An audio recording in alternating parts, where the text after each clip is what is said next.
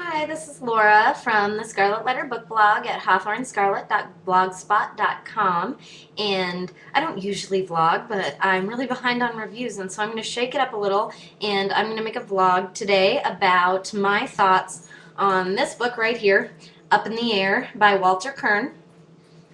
And I went into this book expecting it to be like the movie, which I suppose, like, shame on me. And I usually don't like to read books after I've seen a movie because I don't like to know what's going to happen. It kind of makes the reading pleasure lessen for me. But with this, I really enjoyed the movie a lot, and I was excited to read the book, and it was so different. I think that's what's the most striking to me about my experience with reading this book is how different it really was from what I was expecting and how much it defied those expectations. And I've noticed as I've been looking at some of the reviews in other places of this book that some of the things I seem to be sensing some disappointment amongst readers, probably because it's so different from a movie that people really enjoyed when it came out a couple of years ago. So my focus on this really is just I thought it was really interesting how they were different. And I thought, I'm teaching this semester, and I thought, what great fodder for writing about why these are so different when it doesn't seem like they were really written all that far apart.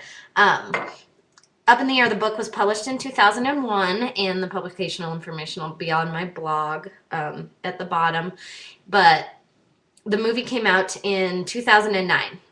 And I was thinking how interesting it was, the difference between 2001 and 2009, and some very significant differences in society between those two times. And for those people that have seen the movie is kind of a love story. It also really has a focus on the economic environment. So it really focuses on Ryan Bingham, the main character's job, which Ryan Bingham's job in this book is firing people. He goes to different struggling corporations, and he is a layoff specialist, basically. And so he travels a lot. And he's on a quest to have 1 million frequent flyer miles, and that's sort of one of the driving forces in the plot of the book and the movie, but really the book. It's one of the driving forces, and it also has a family plot, both the movie and the book, that his sister is getting married. So he's sort of on this last trip that's going to take him across the country and eventually to his sister's wedding.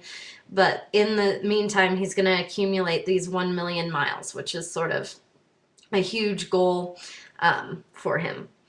So the economic focus in the movie, I think, was really indicative of what was going on with the economy at the time. His job is much less of a focus in the book, and except for the fact that it's looking at it as sort of this, it's a much more postmodern book than it is a postmodern movie. And in the book, it's really focused on sort of the absurdity of his life. I think there's much more of a tenderness to the movie version. At least that was my reading of it. I found that the voice of the narrator of Ryan Bingham in the book was reminded me of a Bret Easton Ellis narrator or a Chuck Palahniuk narrator, there was a great sense of paranoia.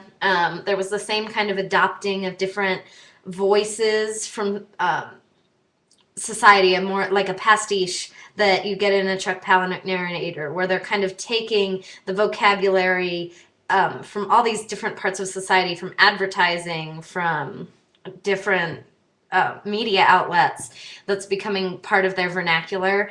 I really saw that a lot with Kirn. I mean, it was much more sharply satirical and darkly satirical than I think anything that was in the movie. And then, of course, the other big difference is that the book is a pre-9/11 book and the movie is a post-9/11 movie. So when you have a book that takes place mostly in airports and airplanes, that's a very large distinction, and I think a very important distinction, that there was much more of a sense of humor, I think, in the book, although a very dark humor. And that's just what really surprised me about that. So I think what I would say overall in this book is that it really is a much more postmodern novel than what maybe if you saw the movie before you read the book would lead you to believe.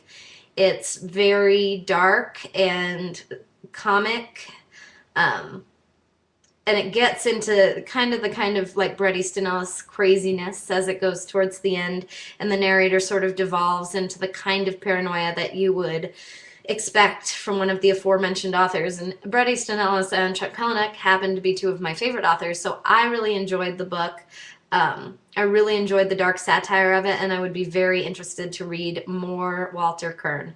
So I hope you enjoyed my vlog. I'm kind of unpracticed, and the the camera on my Mac is really kind of high up above my head, so I'm always trying to make eye contact with it and still see what's going on with the video. So sorry if it's a little bit funny, but my recommendation is, if you are a fan of Chuck Palahniuk, of Bret Easton Ellis, of postmodern fiction and satire, that this is a really interesting book and I would give it a shot. The movie is also great, although for very different reasons.